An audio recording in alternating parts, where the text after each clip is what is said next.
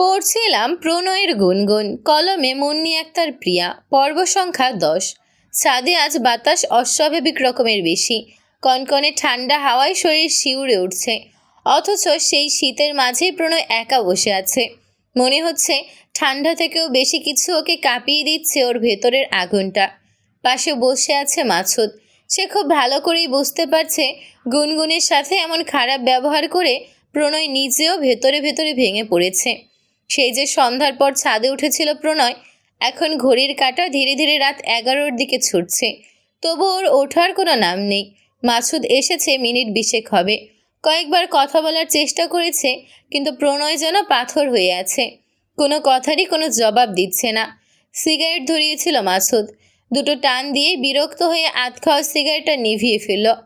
ঠান্ডা বাতাসে ধোঁয়াটাও বেশিক্ষণ টিকল না। প্রণয়ের দিকে তাকিয়ে বলল, আর কতক্ষণ এখানে বসে থাকবি? প্রণয় নিশ্চুপ। মাসুদ 2 কদম এগিয়ে এলো, জিজ্ঞেস করলো, কথা বলিস না কেন?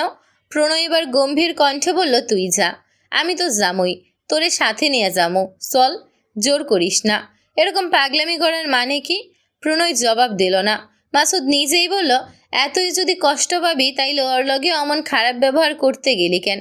আর সত্যি বলতে এতগুলা মানুষের সামনে তুই ওরে অপমান কইরা কাজটা ঠিক করস নাই। ওরে আমার সহ্য হয় না।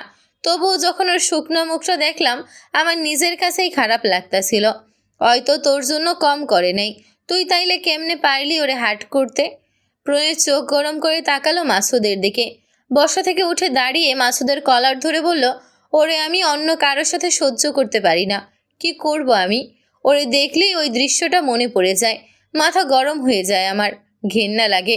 মাসুদ জোরে ধাক্কা দিয়ে প্রণয়ের থেকে নিজেকে ছাড়িয়ে নিয়ে বলল, পাগলের মতো কথা বলিস না প্রণয়। তুই গুনগুনরে পছন্দ করস বা ভালোবাসস, এটা তোর ব্যাপার। এখানে তো ওর কোনো হাত নাই। ও কাকে ভালোবাসবে এটা নিশ্চয় তুই আমি ঠিক করে দিতে পারি না। আমারে কেন ভালোবাসলো না? আমি ওই ছেলের মতো ওর যোগ্য না তাই? আমার পরিবার নাই তাই? মাসুদ দীর্ঘশ্বাস নিল। প্রণয়ের এখন মাথা ঠিক নেই। বুঝতে পেরে বলল, নিচে চল, রুমে গিয়ে কথা বলতেছি। তুই যা তো, আমার ভাল লাগতেছে না কিছু। মাসুদও জেদ দেখিয়ে বলল, তুই যাবি না? আচ্ছা আমিও যাব না। দেই কতক্ষণ তুই এই ঠান্ডার মধ্যে থাকতে পারস, নে। আমিও বসলাম। গুনগুন মানসিকভাবে প্রচণ্ড ভেঙে পড়েছে। একদিকে মাহবুবের এভাবে এড়িয়ে চলা, আর অন্যদিকে প্রণয়ের করা হঠাৎ এমন খারাপ ব্যবহার। মানসিক চাপ লাগছিল সব কিছু। শিশিরকে পড়াতে যাওয়ার সময় সে 2 পায়ের 2 জুতো পরে বের হচ্ছিল। শিহাব তখন বাবার সাথে ড্রয়িং রুমে বসে টিভি দেখছিল। গুনগুনের দিকে তাকিয়ে শিহাব হঠাৎ হেসে বলল, এই আপু, তুমি 2 পায়ের 2 জুতা পরেছ কেন? গুনগুন পায়ের দিকে তাকিয়ে থমকে গেল। সব কিছু এলোমেলো লাগছিল যেন। মৃদু হাসার চেষ্টা করে বলল, খেয়াল করিনি। এরপর রুমে গিয়ে আবার জুতো ঠিক করে পরে শিশিরকে পড়াতে গেল। আজ সে অন্য সময়ের মতো শিশিরের সাথে গল্প করেনি, চুপচাপ ছিল। শিশির প্রশ্ন করলেও কোনো জবাব দেয়নি, নাস্তাও খায়নি সে। ছেলে চৌধুরী বিষয়টা লক্ষ্য করলেন। পড়ানো শেষ করে গুনগুন চলে যাওয়ার সময় ডেকে বললেন, তুমি কি কোনো কারণে ডিস্টার্ব গুনগুন? গুনগুনের কান্না পেয়ে যাচ্ছিল। অতি কষ্টে নিজেকে সামলে নিয়ে বললেন, না আন্টি, আমি ঠিক আছি, ভয় পেও না। কি হয়েছে জিজ্ঞেস করব না, তবে তোমাকে দেখলেই যে কেউ বুঝে যাবে তুমি মানসিকভাবে কিছু নিয়ে হয়তো বিরক্ত। কয়েকদিন রেস্ট নাও, শিশিরকে পড়াতে হবে না কিছুদিন। নিজেকে একটু সময় দাও এবং নামাজ পড়ে আল্লাহর কাছে সাহায্য চাও, সব ঠিক হয়ে যাবে ইনশাল্লাহ। গুনগুন মাথা নাড়িয়ে বলল, আচ্ছা। রাতে সে খেতেও গেল না। ওসমান গনি গুনগুনের এই পরিবর্তনটা খুব ভালো করেই লক্ষ্য করেছেন, তবে তিনি আপাতত গুনগুনকে ঘাটালেন না। গুনগুন নামাজ পড়ে আল্লাহর কাছে সাহায্য চাইল, নিজেকে শক্ত করার চেষ্টা করল। এভাবে সে ভেঙে পড়ছে এটা সে নিজেই মানতে পারছিল না। পুরো 2 দিন সে নিজেকে সব কিছু থেকে গুটিয়ে রেখেছে। বাইরে যায়নি, ক্লাসে যায়নি, প্রণয়ের সাথেও ওর দেখা হয়নি।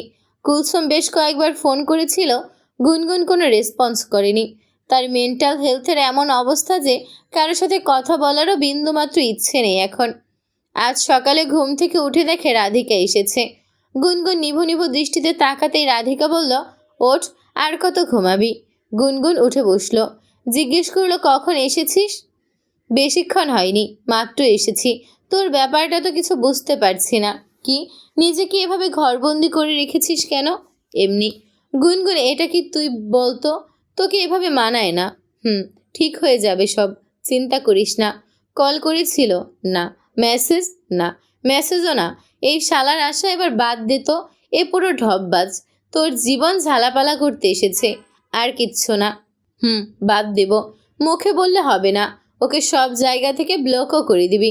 হ্যাঁ, শুধু একটু সময় নিচ্ছি, আর একটু মানসিকভাবে স্ট্রং হলেই ব্লক করে দেব। মুখের কথা নাকি মনের কথা? গুনগুন হাসল। এই হাসিতে রহস্যর গন্ধ। রাধিকা বুঝতে পারল না এসব ব্যাপারে, আর কথা না বাড়িয়ে তাড়া দিয়ে বলল, এখন উঠতো, কোথাও থেকে ঘুরে আসি। ভালো লাগছে না, ইচ্ছে করছে না কোথাও যেতে। বাইরে বের হলেই ভালো লাগবে, চল। অজ্ঞতা গুনগুনকে রেডি হয়ে রাধিকার সাথে বের হতে হলো। যাওয়ার সময় রিকশায় বসেই চায়ের টং দোকানের দিকে একবার উকি দিল গুনগুন। প্রণয় নেই সেখানে। কেন সে প্রণয়কে খুঁজছে কে জানে। রাধিকা জিজ্ঞেস করলো, কাকে দেখিস? কাউকে না। কোথায় যাচ্ছি আমরা? জিয়া উদ্যান যাব। ওখানে স্ট্রিট ফুড খাবো, হাঁটবো, বসবো, আর জীবনের গল্প করব। গুনগুন মৃদু হাসার চেষ্টা করলো। নিজেকে সে স্বাভাবিক করতে চাইলেও মন যেন কোনোভাবেই সায় দিচ্ছিল না। সে প্রতিবার নামাজ পড়ে আল্লাহর কাছে দোয়া করে আল্লাহ যেন তাকে শক্তি দেয়, মানসিক শান্তি দেয়। যে কোনো সমস্যা মোকাবেলা করার মতো মানসিক শক্তিটুকু যেন তার থাকে। দিনের আলো ও রাতের অন্ধকারের মতোই মাহবুবের বিষয়টাও এখন গুনগুনের কাছে পরিষ্কার। সে জানে না কেন মাহবুব তাকে এড়িয়ে চলছে, তবে এতটুকু স্পষ্ট বুঝতে পারছে যে গুনগুনকে সরাসরি না বলার সৎসাহস মাহবুবের নেই। সে হয়তো চাচ্ছে গুনগুন নিজে থেকেই সরে যাক। এতে করে মাহবুব নির্দোষ থাকবে, তাকে কেউ কখনো ব্লেম দিতে পারবে না। তবে তাই হোক, গুনগুন আর অপেক্ষা করবে না, সে নিজের জন্যই বাঁচবে। রাধিকার সাথে ঘুরে ফিরে একদম সন্ধ্যায় বাড়ি ফিরল গুনগুন। যাওয়ার পথে খেয়াল করলো প্রণয় আজ দোকান খুলেছে। গুনগুন একবার সেদিকে তাকিয়ে সোজা চুপচাপ হাঁটছিল। গুনগুনকে দেখে প্রণয় দৌড়ে এলো, পাশাপাশি হাঁটতে হাঁটতে বলল, সরি। গুনগুন নিরুত্তর। প্রণয় আবার বলল, সরি গুনগুন, ক্ষমা করে দাও, আর করবো না এরকম। গুনগুন দাঁড়ালো, তীক্ষ্ণ দৃষ্টিতে প্রণয়ের দিকে তাকিয়ে জিজ্ঞেস করলো, কি করবেন না? আর তোমার সাথে আর কখনো খারাপ ব্যবহার করব না। আমি আপনাকে আর সেই সুযোগটাই দেব না। আমি সুযোগ দিয়েছিলাম বলেই আপনি সবার সামনে আমার সাথে খারাপ ব্যবহার করতে পেরেছিলেন। এখন থেকে আমি আপনাকে চিনি না, আপনিও আর আমাকে চেনেন না। এভাবে আর কখনো আমার পথ আঁকলে দাঁড়াবেন না, সরুন। প্রণয় মোটেও দমে গেল না। গুনগুনের পাশাপাশি আবারও হাঁটতে হাঁটতে বলল, দাঁড়াবো, শত সহস্রবার তোমার সামনে দাঁড়াবো। শুধু পথ আগলে না, প্রয়োজনে বুক পেতে দাঁড়াবো। তুমি আমার বুকের উপর পা রেখে হেঁটে গেলেও আমি সরে দাঁড়াবো না, আবারও বুক পেতে দেব। ততক্ষণ পর্যন্ত আমি সরব না, যতক্ষণ না পর্যন্ত তুমি আমায় ক্ষমা করো। গুনগুন আশেপাশে একবার চোখ বুলালো, এরপর চিবিয়ে চিবিয়ে বলল, পাগল আপনি, কী সব যাতা বলছেন? যাতা নয় গুনগুন, সত্যি বলছি। তুমি বললে আমি এখনই বুক পেতে শুয়ে পড়ছি। নো, ফর গডস সেক, আপনার এসব পাগলামি বন্ধ করেন। আপনি এসব একদম করবেন না। তাহলে বলো, আমায় ক্ষমা করে দিয়েছ? ক্ষমা করার প্রসঙ্গ আসছে কেন? আমরা কেউ কাউকে চিনি না। আর তুমি আমায় না চিনতে পারো গুনগুন, কিন্তু আমি তো তোমায় চিনি। তুমি আমার জীবনে আসা একমাত্র পরী, যে আমার জীবনটাকে একটু একটু করে রূপকথার গল্পের মতো বদলে দিচ্ছিলে। সেই পরীকে আমি কিভাবে ভুলে যাব বলো?